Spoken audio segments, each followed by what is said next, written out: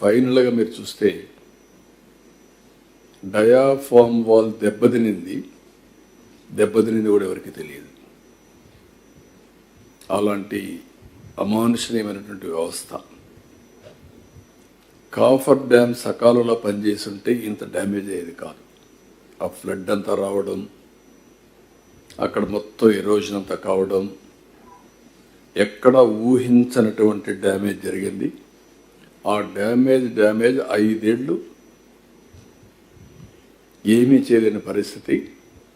గడాన కేంద్రం ముందుగానే చెప్పారు, పీపీ అథారిటీ చెప్పింది, కేంద్ర ప్రభుత్వం చెప్పింది, తొందరపడద్దండి, ఇప్పటికే గడిచిన అనుభవాలు ఉన్నాయి, లిటిగేషన్ వస్తూ ఉంది, అకౌంటబిలిటీ ఫిక్స్ చేయలేకపోతున్నాం, మళ్ళీ ఫర్దర్గా మిస్టేక్స్ జరిగితే చాలా ఇబ్బందులు వస్తాయి చెప్పినా వినకుండా చేశారు. అప్పుడప్పుడు అంటూ ఉంటాను నేను, డెమోక్రసీ హాస్ పెయిడ్ ప్రైస్. ఒకసారి ఓట్లేసిన దానికి రాష్ట్రానికి జీవనాడి దెబ్బతినే పరిస్థితికి వచ్చింది. ఈరోజు ఇంటర్నేషనల్ ఎక్స్పర్ట్స్ని పెట్టారు. వాళ్ళంతా వచ్చి స్టడీ చేశారు. మన వాళ్ళైతే ఐఐటి మెడ్రాస్ చేశారు, అందరూ చేశారు. ఇది జరిగిందని ఐఐటి హైదరాబాద్ ఎస్టాబ్లిష్ చేసే వరకు బయట ప్రపంచానికి తెలియదు, ఎందుకు పోయింది కూడా తెలియదు. ఫైనల్గా వాళ్ళు వచ్చిన తర్వాత, ఈ ప్రభుత్వం వచ్చిన తర్వాత మేము పర్సూ చేసాం గట్టిగా కేంద్రంతో. ఎక్స్పర్ట్ కమిటీ అప్పటికే నామినేట్ చేశారు, అప్పుడప్పుడే వచ్చారు. వచ్చిన తర్వాత వాళ్ళు కూడా స్టడీ చేసి అన్ని విధాలు మళ్ళీ ఏం చేయాలని భర్జన పడిన తర్వాత 2-3 నెలలు ఫైనల్గా వేరే డయాఫామ్ వాల్ తప్ప అది దెబ్బతినింది. 4-5 ప్లేసెస్లో డ్యామేజ్ అయింది. ఇది చాలా ప్రాముఖ్యత కలిగిన ప్రాజెక్టు, ఫెరోషియస్ రివర్. ఇది ఏదైనా దుర్ఘటన జరిగితే చాలా ప్రమాదం వస్తుంది.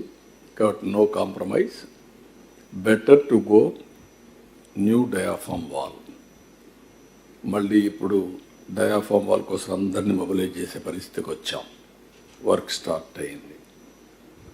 440 కోట్ల రూపాయలతో పని అయినటువంటి డయాఫామ్ వాల్ రివర్స్ టెండర్ అనే పేరు పెట్టి రాజకీయ కక్షతో మొత్తం ప్రాజెక్టు పైన కక్ష తెచ్చుకునే పరిస్థితికి వచ్చారు. ఇప్పుడు ఒక్క డయాఫామ్ వాల్ 990 crores, 440 కోట్లు కొట్టుకొని పోయింది. ఈరోజు 990 crores ఖర్చు పెట్టే పరిస్థితికి వచ్చాం. 2020 కావాల్సిన ప్రాజెక్టు మళ్ళీ కేంద్రం పూర్తిగా డబ్బులు ఇచ్చి ఇవన్నీ చేసినా కూడా ఇది 2027 డిసెంబర్కి పోయే పరిస్థితి వచ్చింది. దాని మీదనే ఇప్పుడే నేను రివ్యూ చేశాను.